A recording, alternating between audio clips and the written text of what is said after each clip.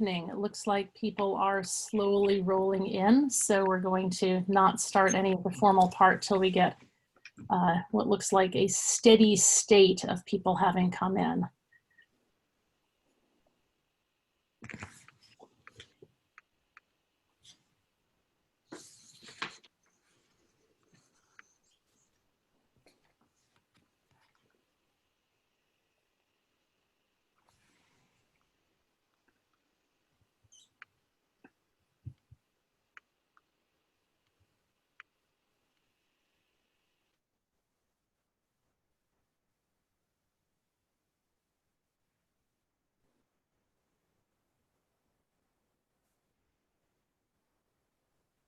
Okay, it looks like the sign-ins have slowed down so much, so we're going to go ahead and start. This webinar will be recorded and it will be posted for anybody who has not been able to join us this evening. Thank you to those of you who have. Just so you know, there is the Q&A function that should be down on the bottom of your Zoom screen, all the way on the right of the little participants chat, share screen, etc. Please go ahead and type in questions that you've got. We're going to be talking for maybe 15 to 20 minutes and then opening the floor to questions and trying to get to everything that people do ask. My name is Ruth Feingold. I am a professor of English and the Dean of the College of Arts and Sciences. With me tonight are Gretchen Moon, also a professor of English and the Associate Dean for Student Success. She is in charge of accessible education of the academic advising program. She oversees the Learning Center with Kelvin. She works with Jessica Cardinal-Lanier on work for students who need a little bit of extra help, and she is your great all-purpose support person. We also have Sarah Kirk, who is professor of chemistry and the director of our first year experience. So first year students, if there are any of you on here, she is a person who is really important to know. She runs the college colloquium program and the 4th hour extension of that, and works with first year students throughout opening days and beyond. She also is one of the people who runs our STEM program, if we have any STEM scholars here. We have Associate Dean Rachel Steck, who is a professor of theater and also works with our faculty on improving their skills and abilities. She has been spearheading all of the work that we've done this summer in order to try and get faculty up to date with the best possible tools and technologies for teaching in this weird era of COVID. And finally, Associate Dean Kelly Strawn, who is professor of sociology and deals with number crunching and assessment and also curriculum in all sorts of ways. I'm going to be doing some talking generally about what we've done to prepare for the fall in academics. Professor Kirk will be talking about some of what the sciences have done. Professor Steck will be talking about what all of the performing arts are doing, because I know this is a big question for a lot of people. And then we will open the floor to questions. We will try to deal with the questions. We're not going to be talking about public health questions. We're not going to be talking about student affairs questions, housing, financial aid, a lot of those different things. We are not experts on those particular areas, but we will take your questions and give them to the people that are best poised to answer them, and ideally they will be able to get answers back to you. So for starters, just wanted to talk to you a little bit about the physical space in the academic buildings on campus and the kinds of things that we've been doing. You will find when you're here on campus this fall, if you are a student who chooses to learn in person as opposed to remotely, that the classroom spaces will look very different to you. We're using a lot of things that are not normally classrooms. You may find that you have a class in Cone Chapel or the Cat Cavern or over in Kaneko in the big auditorium there. We're not using a number of normal classrooms either because they are too small to safely socially distance, or they don't have modern HVAC systems, which is also very important for air circulation. So we have updated our air systems. We're putting in new filters. We're making sure that everything is as modern as it can be, and also putting in standalone air purifier and air recirculation systems in some of the rooms that did not have sufficient HVAC to begin with.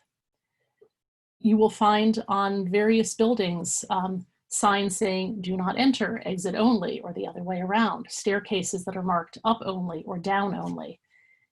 This will probably be a little bit inconvenient at times as you discover that you have to go into a building by a door that you don't normally go into it, or you want to come down the main staircase and you're routed out a side staircase instead.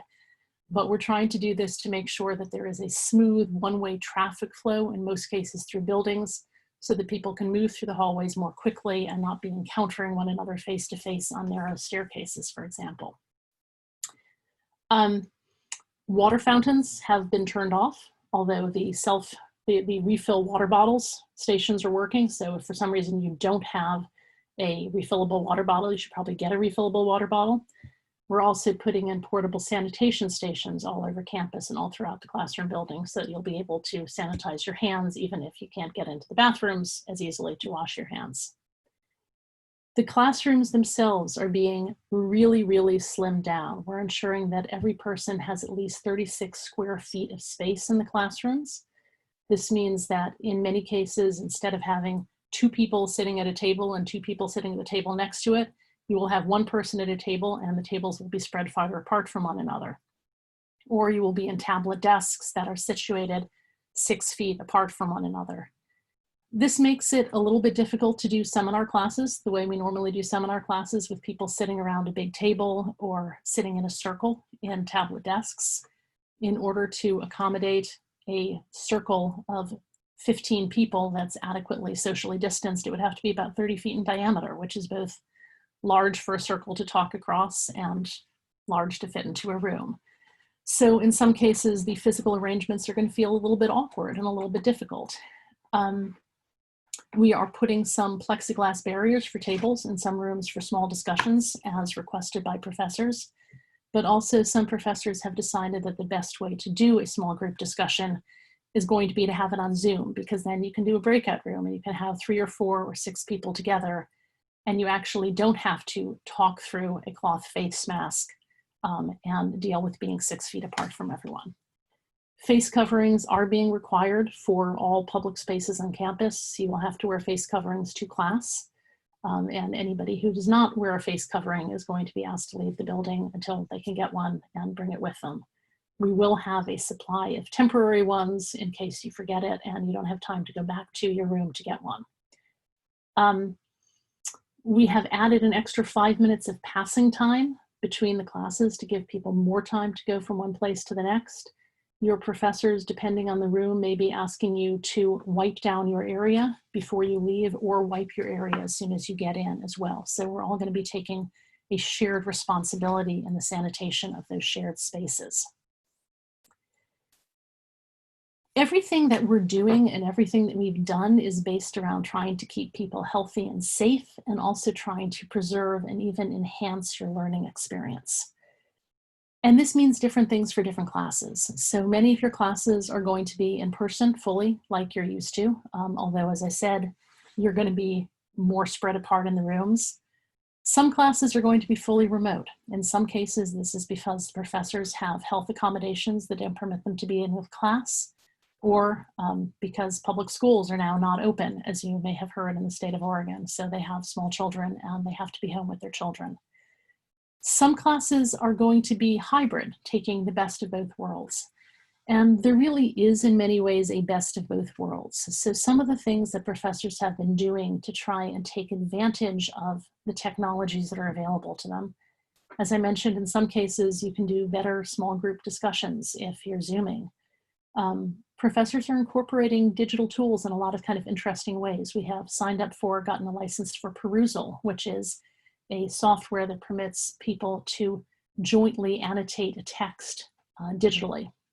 And we'll be using that in some cases instead of working together on a table side by side. Professors are preparing to teach practica in how to do different kinds of video and sound production, or how to do video presentations or video interviewing, which are skills that are going to be more and more needed out in the world as more of us are moving to this digital life. Professors are bringing in guests in some cases. So we have an English professor who's teaching a class in Pacific Northwest literature and is having, I believe, every single author that the class is studying come in and Zoom in for a session to be there to talk with the students and answer questions. So there are a lot of different things that people are doing in terms of trying to create what you have come to expect, I hope, from Willamette, which is a highly personalized, small group, focused educational experience with lots of contact with your professors and contact with your fellow students. Some of this is going to change as the term goes on, as we all experiment with the technologies. Some of it may change in regard to public health protocols. We're not simply fixed in place and doing what we're doing if the public health situation changes. And professors have designed their classes so that they can, in most cases, seamlessly pivot to online should we have to go all online like we did last spring. In some cases, the pivot won't be quite seamless, but they are still prepared to do this. Most, but not all classes are also going to be available for remote learning for any of you should you choose to be a remote learner right from the beginning of the semester. There is a form that we've asked you to fill out. If you want to be a remote learner, somebody is then looking at that form, looking at your schedule, determining if there are any classes that are going to be problems. For example, organic chemistry, the lab does require that you be here in person in order to do that. And in that case, if you're signed up for organic chemistry, a professor will be in contact with you about ways that you can rearrange your schedule so that you don't end up missing out on that class. So remote attendance is something that people have a lot of questions about. There has been a series of FAQs up on the website. And one of the things that we began by saying, the current policy is that you can only be remote if you are not living on campus, that students who are living on campus should be attending classes in person. Decided that for a number of reasons, partly because it is often easier to be fully engaged in a course when one is there in person, and that is the preferred mode of attendance if possible. There are reasons having to do with structuring the class, public health tracking, knowing where people are, etc. There has also been, as I said, some pushback on this with students saying, look, I need to be on campus because that is where I live, that is my home, that is my safe space. I don't necessarily have another space either where I feel safe, where I can live, or where I can have access to the other tools that I need in order to be successful, like internet, like the library, like good access to support services on campus. But at the same time, I don't think that it is safe for me to go to class in person. That's not something that I'm comfortable with at this point in time. Why can't I do that? I will tell you that a lot of thought went into that decision, but that doesn't necessarily mean that the decision is fixed. I'm in consultation right now with our VP and Dean of Students, Lisa Landreman, with Don Thompson, the head of Bishop, with Scott Etherton, the head of Housing, and also with the CAS faculty. And we may be revising that policy in response to concerns that students have raised. I will let you know by email and on the website and the FAQs by the end of the weekend if that situation has changed or been modified in any way.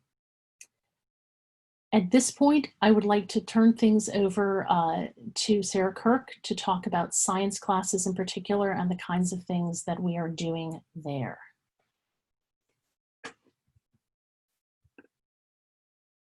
Will help if I unmute myself. Hello, everyone. Welcome.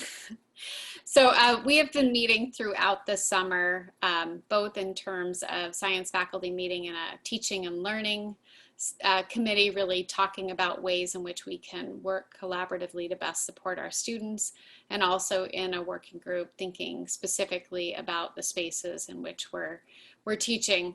And several labs that have been able to are moving more to a remote way. So physics labs in the first and second years are all going to be remote. They feel like they can still offer the same quality experience for students without requiring students to be in those spaces. That's one end of the spectrum. Chemistry labs, however, in the first and second years, in order to meet the student learning objectives, really require an in-person presence. So to meet those needs, the chemistry labs are decreasing the density by a half or a third, depending on the lab. All students will be wearing face coverings and will be wearing shields instead of safety glasses this year, so kind of a double effort, and will be spread out in the 6-foot distance, so really being mindful of the space. Chemistry labs also have hoods, which help pull the ventilation and provide better ventilation in that space. So those are kind of two ends of the spectrum in terms of labs. Many of the other departments, biology, exercise and health science, environmental science, are doing some hybrid approach as well. Some labs in person, some labs able to take remote. And as Dean Feingold said, if you're in a situation where you're taking all your classes remotely, but you need a class that's in person and you're in the Salem area, you can take that lab in person while taking other classes remotely. So faculty are really thinking long and hard about how best to support students in this effort. And again, anything that can be remote that would be able to have more student collaboration, where we think it would be easier to do so over a remote method, we'll do that. And when we think it needs to be in person, then we're providing that experience.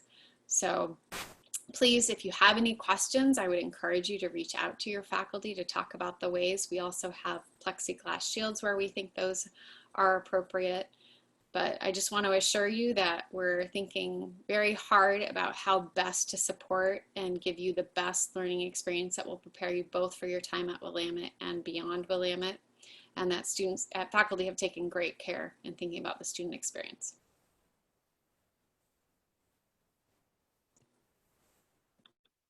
Rachel, why don't we move to you at this point to talk about the arts? Thanks. Similarly to Professor Kirk, we have been working diligently all summer with a couple of different kinds of working groups in the visual arts and the performing arts. The visual art classes sizes have gotten substantially smaller, and we have developed kind of a multimodal plan should we have to go online throughout the semester. And there are going to be specific safety protocols for each and every one of those art studios. Something like in some cases that may be that there may be critique in one room and work in another room. The work may be divided into halves and class sizes so that the classes aren't overcrowded in studio spaces, but still provide opportunities for students to work on their projects and things like that. There may be some timelines for projects. You may have to sign up for a time to work in a particular studio space, and that will be capped at a certain level in order to make sure that it's not fuller than it should be, considering the 36 square foot measurements. And so that's for the visual arts. And for the performing arts, we're moving into a little bit of a hybrid structure. In some cases, folks talk about like super spreading activities, which might include dance, they might include singing, loud talking. So that pretty much sums up the art, a lot of the performing arts, playing musical instruments, things like that, can be quite challenging in these times. In some cases, we've purchased special PPE, special kinds of face masks that are more suitable for the work that's being done. We've capped classes at a very low level. We've moved spaces in some cases. So where you might have had, say, like a movement class is moving to a different facility where there are still like proper flooring and things like that, but that also have the proper HVAC in a larger space that allow us to actually move up to a 12 by 12 square foot for all movement spaces. Some of the movement classes are also going to be hybrid classes, and so stay tuned for what that might look like. And for those who took dance last year or last spring, know that there are lots of other opportunities to work with dance and film, and so there's some excitement surrounding what those opportunities may look like. Choir and music classes are still going to be moving forward. They are also going to be potentially in some hybrid mode. You may, we've purchased a significant amount of technology, microphones, setting up mini recording studios and things like that, so that there are opportunities for you to work while also staying safe for yourself and for the others around you. We spent the summer kind of talking about, like, what does a rehearsal look like and what does a performance look like, and we're developing different tools for that. That's also going to mean that students are going to have some really rare opportunities at Willamette to work. Pardon me, I have several dogs in case you're hearing a lot of barking in the background.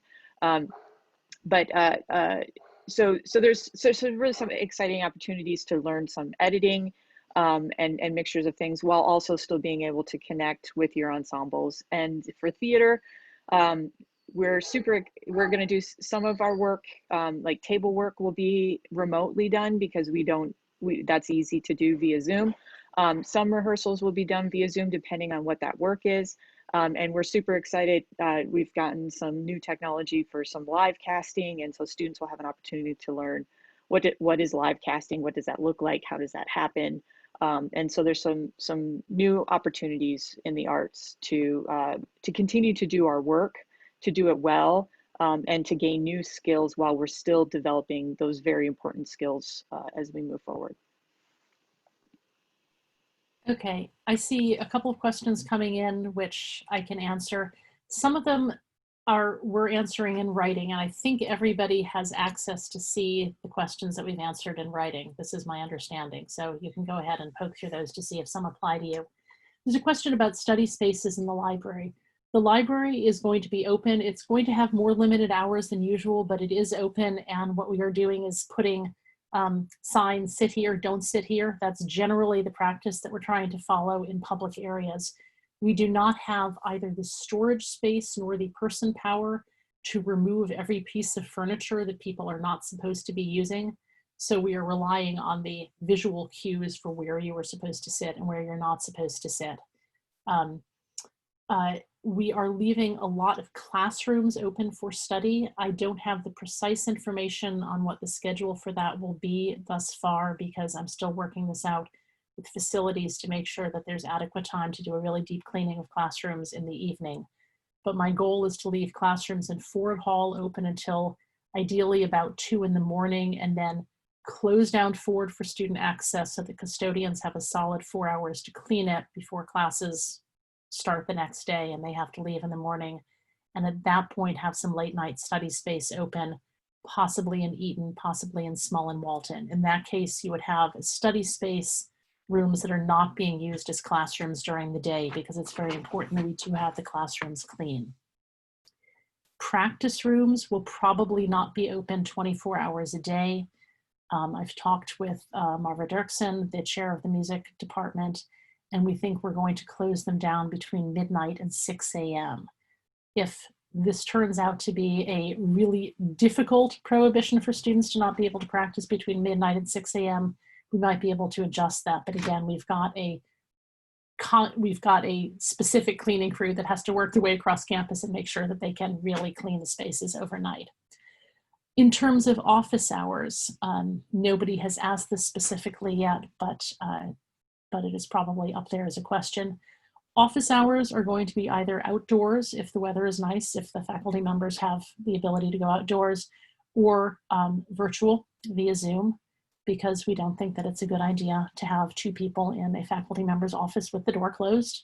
Doesn't seem like a great idea.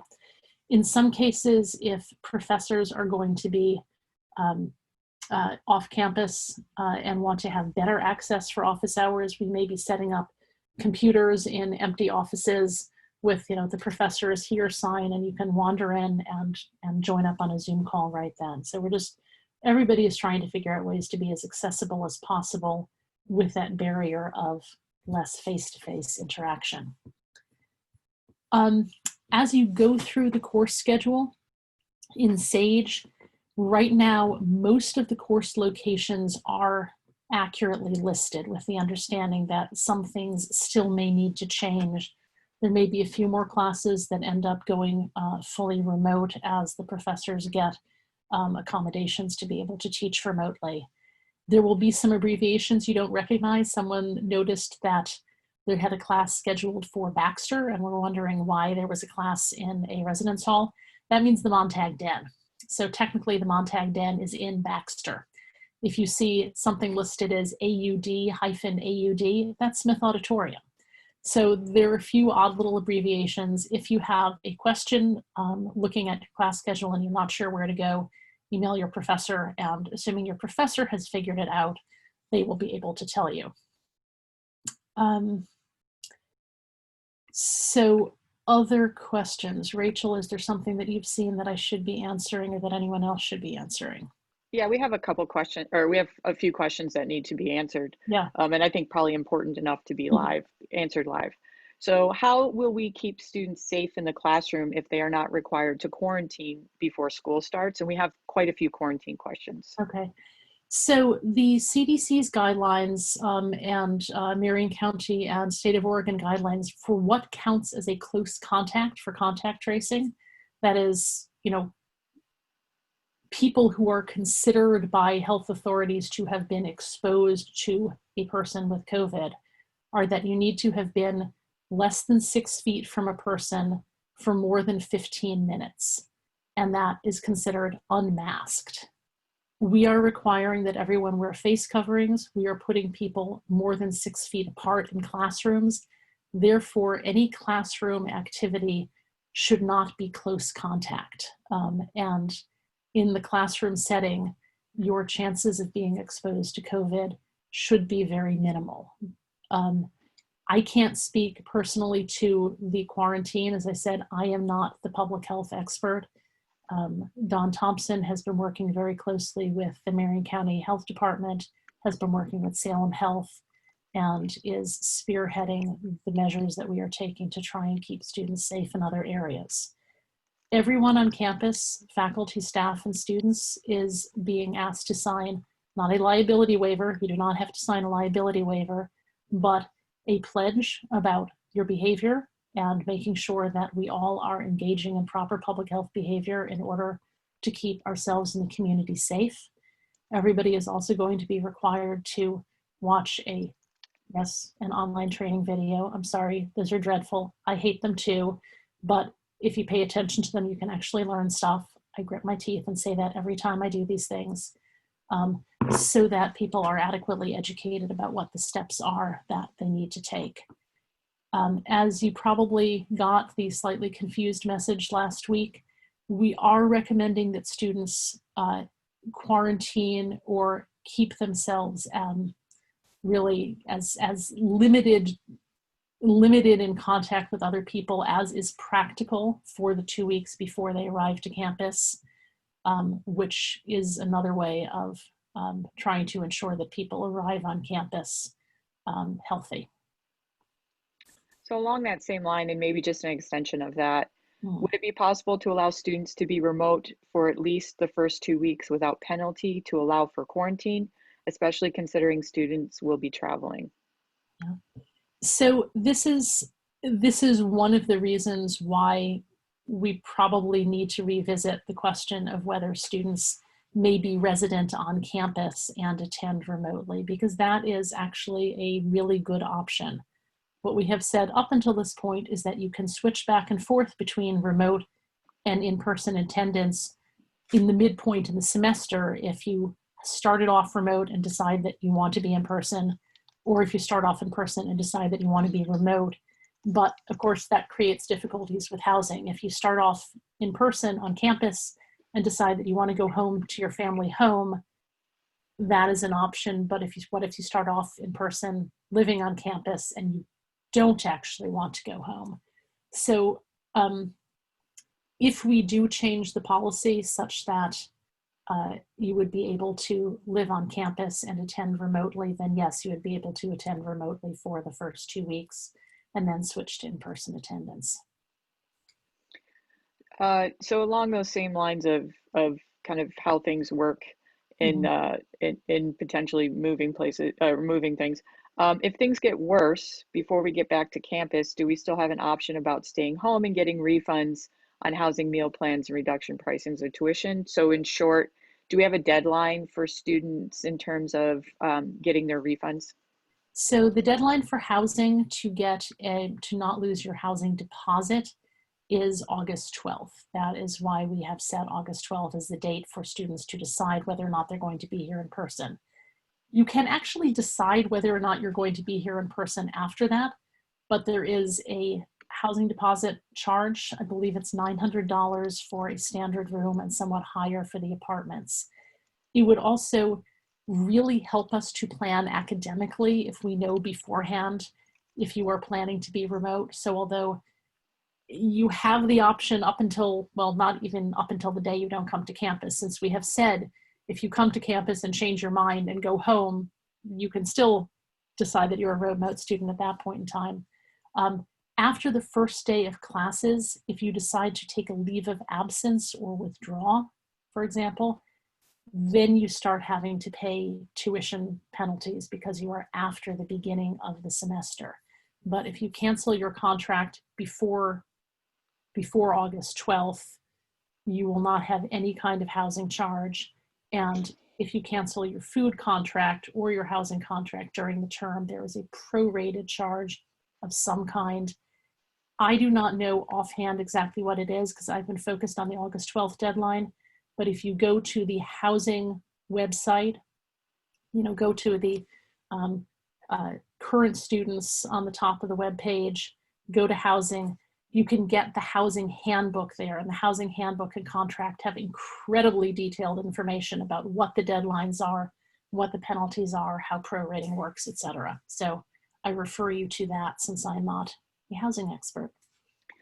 So we have a lot of questions on housing, and we highly recommend you email housing directly at housing@willamette.edu. So that's housing@willamette.edu. We aren't going to be able to answer a lot of these questions regarding housing. So apologize, but we're focusing on academics and academic questions this evening. Rachel, I can answer the question about housing for this spring. If you are choosing to be remote for the fall and come back for the spring, you'll have to reapply. You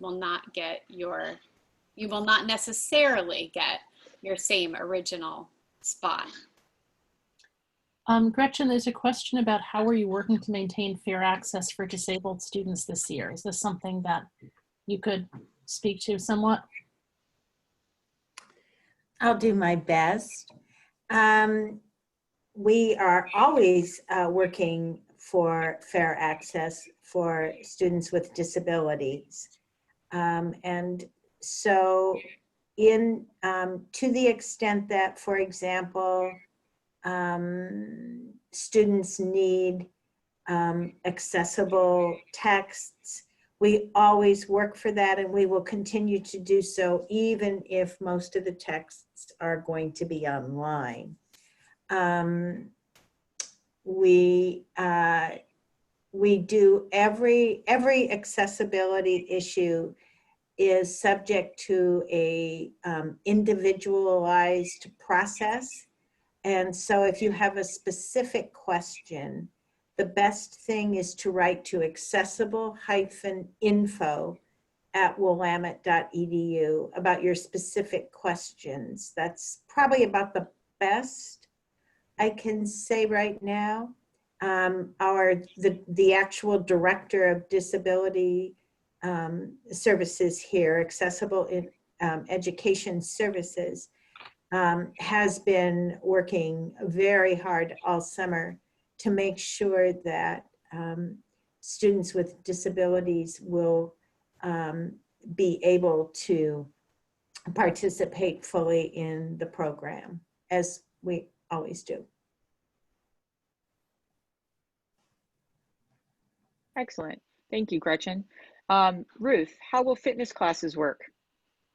That is a really good question. So in some cases, the fitness classes are being spaced out. What we are trying to do with movement classes is have 12 feet around each person as opposed to 6 feet around each person. So fitness classes have been capped.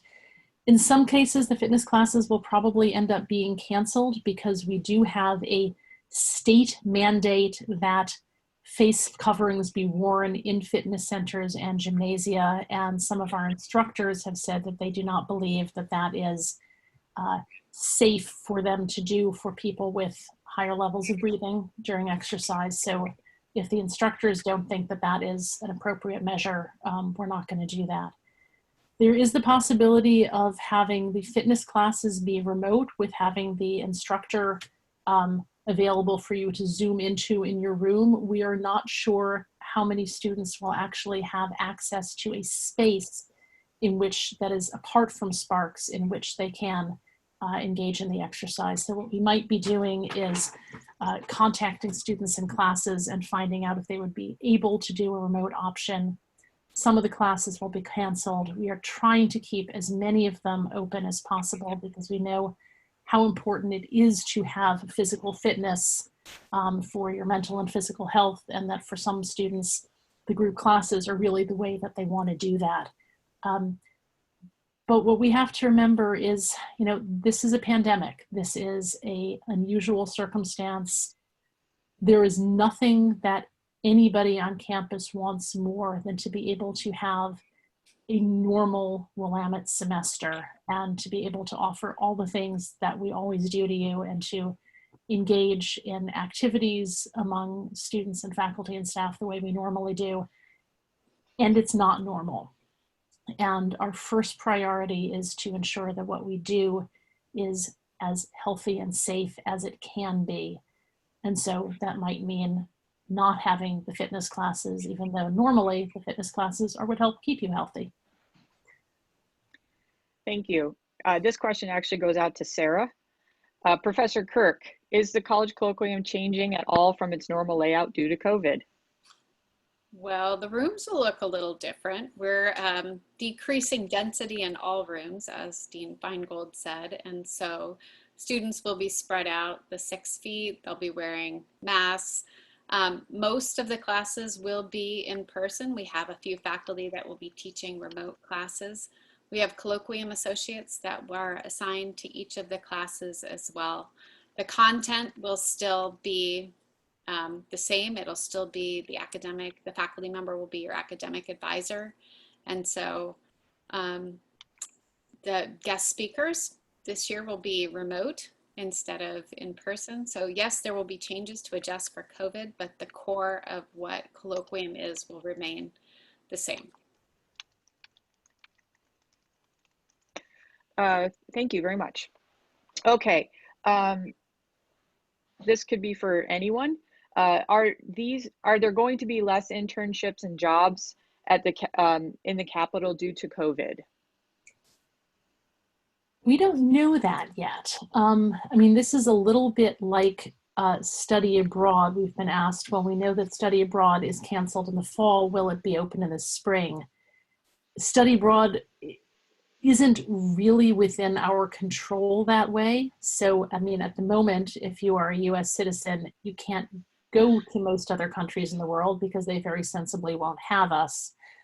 Even if the countries would let us in, some of the other universities and the programs are not comfortable doing exchange. So as you probably know, Tokyo International University of America went on hiatus in the spring with our American Studies program students sent back to Japan because TIU decided that they needed to retract those students, and TIU also decided that they couldn't take Willamette students for exchange this fall.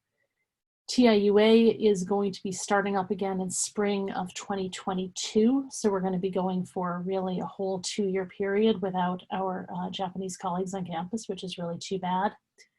We won't know what's going on with study abroad until later in the fall.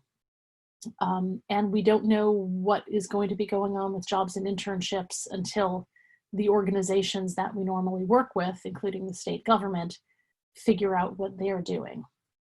Career development is still very much in operation. They will be physically on campus in person, as well as available for video conferences of various kinds throughout the fall semester. We do not have the legislative internship class scheduled for the fall. I don't know if it's going to be offered in the spring. That will depend on whether we find out if the legislature is going to be able to offer internships. Internships are a really important part of the educational experience, and we want to have as much access as possible for them to students. But that isn't always something we're going to be able to do. So you brought up study abroad. Are the applications going to be due at the same time, or is the timeline for applications and the process of applying for study abroad going to be the same? I don't know. Does anybody else know? Have you heard from OIE? No. Okay, we don't know. It should be announced fairly broadly throughout the fall semester, but don't have an answer for that at this time. Okay, pretty big one here. I think most people are probably worried about, at least in the back of their minds. What exactly could cause Willamette to go online for the rest of the semester? Like, what requirements would need to be hit at the school to force it to go back online? Is there a certain amount of cases or a certain positivity rate of testing? How do we make that decision? Okay, so the decision in part may be out of our hands. Governor Brown may issue an edict that there is no in-person instruction at colleges and universities in the state, which is what she did in the spring, in which case we would be doing that. We will, in all cases, follow the advice and guidance of state and county health authorities about what we should be doing. In terms of making decisions that are greater than what is recommended. So for example, what is recommended is that one keep 6 feet distance or wear a face covering. We are insisting both 6 feet distance and a face covering in class. If we decide in advance of anything that the state or county determines, it will be based on what's going on campus more than what's going on in the state more broadly. So if there is a state test positive rate of 7%, 8%, 9%, 10%, that's a bad sign for the state. If on campus there does not seem to be spread on campus, then we may very well still stay open in person. We are going to be keeping a very close eye on what is happening in our own community. So again, even if the test positive rate in the state drops below 5%, which is a really, really good sign, if we are seeing spread on campus, then we will know that what we're doing isn't working and that we need to, as a community, go remote. And that may be a case of going remote and still having everybody stay on campus. And it may be a case of going remote and saying, as we did last spring, unless you really need to be here, you should relocate to your permanent place of residence. I am hoping that we do not have to do the latter. We are absolutely committed to keeping students who need to stay here, who live here on campus, and making sure that you have a place to stay, just as we did last spring. And the goal is actually to keep everybody who wants to be on campus for any reason on campus, because one of the things that we got in feedback from students when we surveyed them last spring is that it was really difficult for a lot of people to try to be remote and study remote. And that is another reason why we are thinking about revisiting the may you live on campus and study remotely, is that really living on campus is the best way for many students to be able to study remotely, in an odd seeming contradiction. Thanks. A couple work study questions. Is there work study this year, and is there going to be enough work study that most students will still be able to secure work study? And then finally, will there be remote work study options?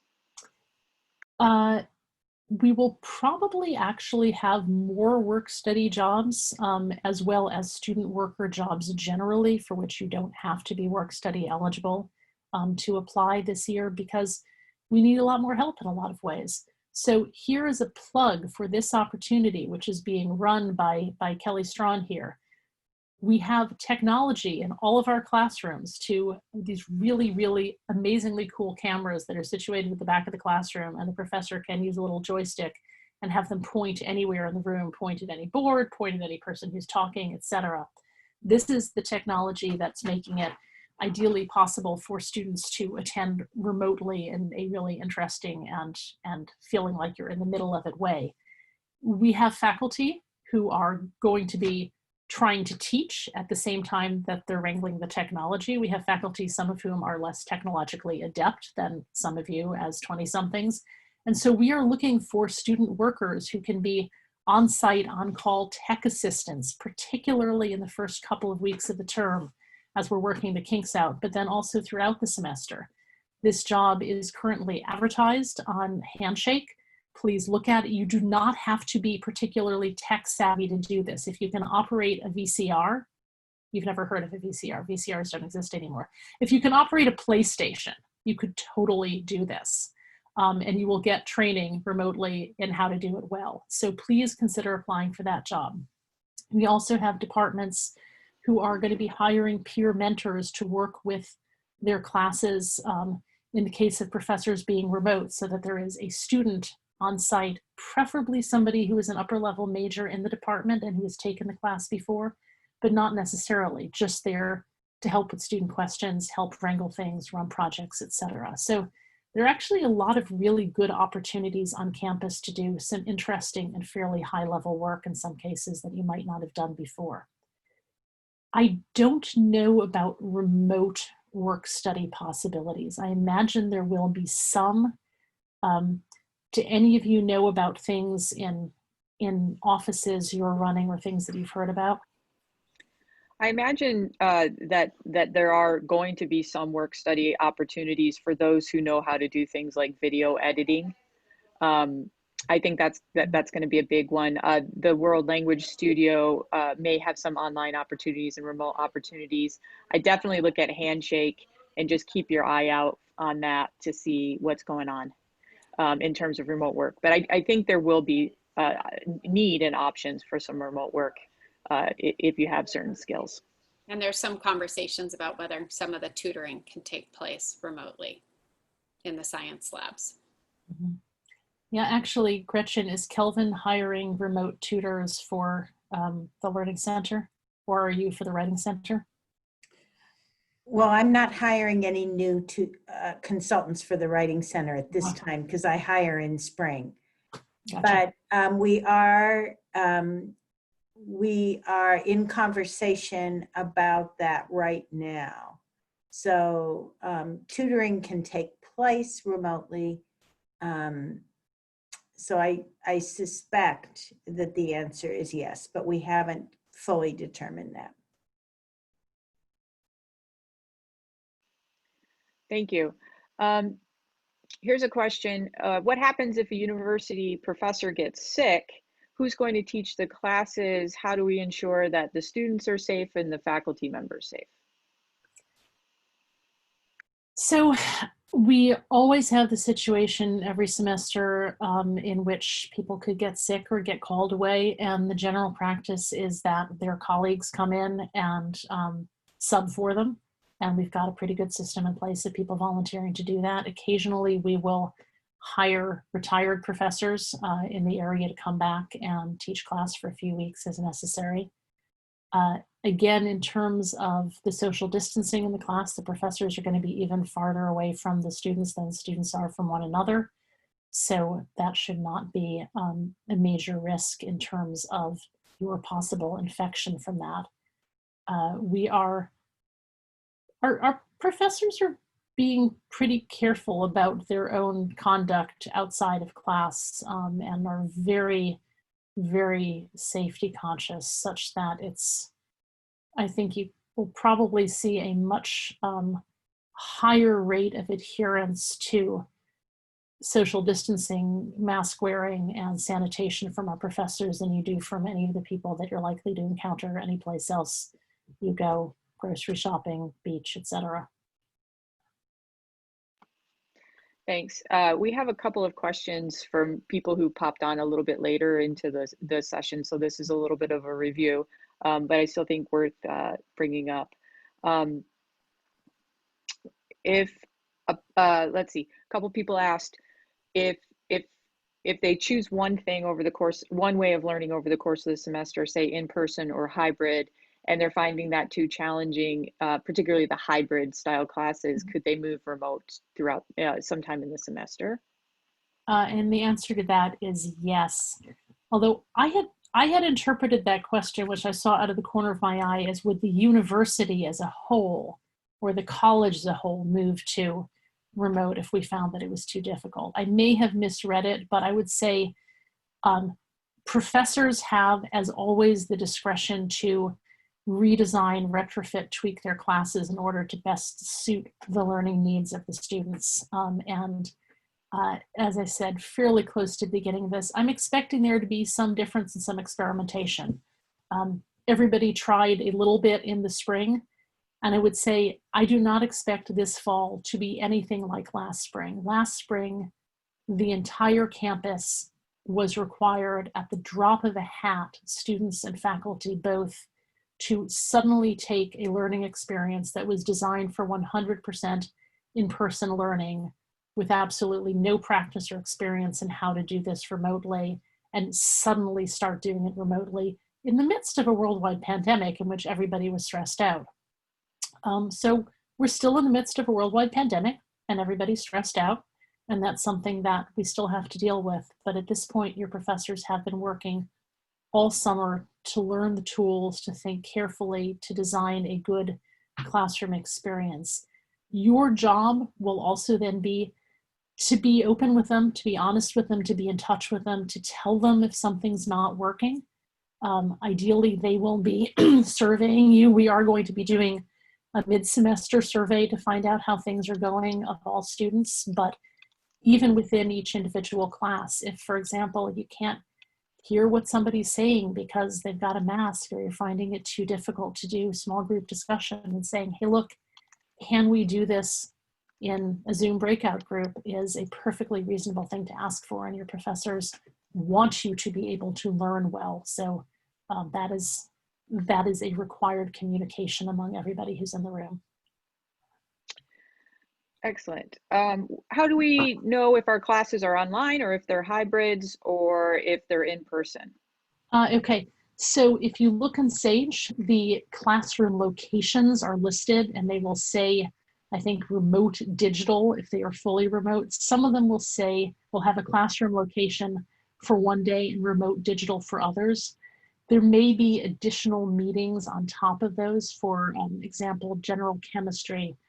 Sarah, do you remember exactly what the setup is? Do you feel qualified to explain this?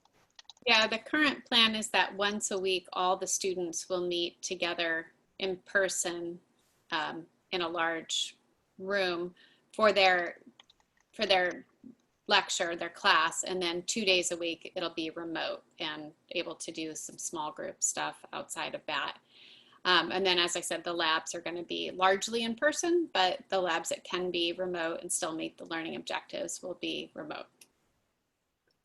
And so that's going to be the case for some classes as well. You may find that that even if it is not listed on the schedule as hybrid, some days specifically in person and some days specifically remote, that your professor may have a plan like that. In many cases, professors have already reached out to people. If you're taking David Gutterman's religion and politics class, for example, I saw the letter that he sent out to everyone that detailed this incredibly complex thread involving, one day with everybody meeting together in class, and the other day people meeting in small groups and working on a group project over the course of the semester, etc.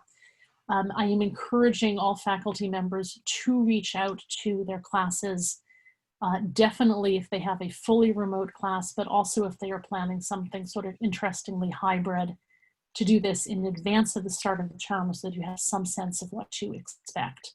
But in the meantime, if you're trying to figure out where to go on the first day of class, there should be a classroom listed on Sage like usual. If you're not sure where that room is because it's a weird space, like I said, contact your professor ahead of time just to make sure that you're not 5 minutes before class suddenly realizing, oh wait, I have to get over to Kaneko, and it never occurred to me before.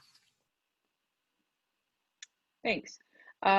So there's been a couple of questions in the thread about attendance and the attendance policy. Will it be more relaxed or understanding with COVID?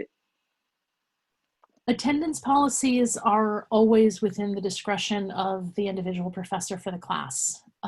Last spring, we certainly encourage professors to be much more understanding about attendance. And that was because everyone was sort of every which way and we didn't necessarily know where they were.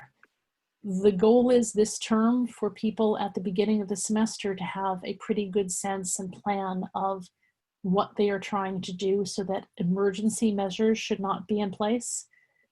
We may be doing this as a society and as a university for more than one semester. We may be doing it for several years, which is one of the reasons why we're trying to get this out of sort of crisis state and into normal state. And based on that, if your professor really believes that it is important for you to go to class in either in-person mode or remote mode, then they have the right to set that policy and to say, you know, the learning experience of being in class and the sharing experience of contributing to the class for your fellow classmates is really important. If you are very concerned about not being able to make it to class on a regular basis, look at the course syllabus on the first day, look at the attendance policies. If you have any questions about the attendance policies, talk to the professor to determine what their tolerance is for flexible attendance and what you think your policy is or comfort level is with non-flexible attendance. And at that point in time, if those two things don't match up, it would probably behoove you to try to find another class. I should say things like chemistry labs where, you know, 3 absences and you fail the class. The science faculty are thinking long and hard about how they do not want you to come to class if you are not feeling well or sick. So I think most faculty are really thinking about a relaxed policy that would suggest that you should stay home if you're not well. Oh yeah, okay, sorry. If you are sick at all, do not come to class.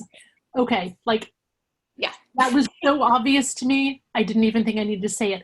Absolutely, do not come to class. Do not leave your room if you are not sick. I mean, if you are not sick, if you are sick. You can attend remotely if you are sick. If you are not well enough to attend remotely, then contact your professor about any of the sort of normal absence policies that they would have around illness. But if you are sort of iffy on the edge and you wake up and you've got a headache and you're not sure what it is, attend remotely, please. Yeah, okay, sorry. This is like just the glaringly obvious thing. Thanks. Okay, we have a couple questions that, Ruth, we may not be able to answer that we might have to send over to Director Don Thompson, but let's see if we can get, if you have any information on this.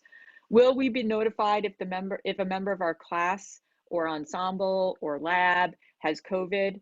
If a student gets sick in class with COVID, like what do we do? Okay. What's the plan? We are actually bound by health laws, by privacy laws, HIPAA, that does not permit us to disclose people's health conditions. We as a university are probably not going to be notified of people's health conditions. What will happen if somebody tests positive for COVID is that this goes to the county, which then is in charge of contact tracing. They will contact us to find out what a person's class schedule is, what their work schedule is, what their living arrangements are, and they will reach out to people who may have been close contacts of the affected person. If you get a call from the state health department, from the county health department, please answer it. Contact tracing only works if you answer the calls that you get. So that is primarily how the contact tracing part is going to work. We are also, and here I am speaking a little bit vaguely, required to let people know that there have been cases on campus, but not with any specificity. And again, for more details about that, I probably do have to defer to Don Thompson. Does anybody else here know more precisely what that regulation is? No, but I would say that Dawn and the Health Center are working closely and they will be cooperating and helping. So if the contact tracing says it would be helpful to know which students were in this class, then we will be giving that information, and then the contact tracers will call you. We will not be calling you. No. Okay, I am seeing no open questions, which is great because it is exactly 8 p.m. So we have managed to have an exactly 1 hour webinar, which is absolutely shocking. Thank you very much, everybody who came, everybody who asked questions. We're really looking forward to having you back on campus or having you back remotely if that's the way that you're going to be showing up. But people have been moving into campus for the last few days. Everybody's wearing face masks, so it's hard to see who they are, but it is really exciting to be back together as a community. I am looking forward tremendously to this fall. I will make a little pitch for the fact that I now have a new Border Collie puppy. She is just less than 2 weeks old. I'm not sharing a picture with you because I shared a picture with everybody else on the planet, but she will be in residence in my office in Smullen 108 starting in the middle of September. She needs to be socialized. So please come and meet my puppy, help socialize her. I'll also be walking her on campus. And if that isn't enough incentive to come back to campus, I don't know what is. But we are very much looking forward to any way that we can interact with you this year. I hope you have had a good summer. I hope you are safe and happy and well. And thank you.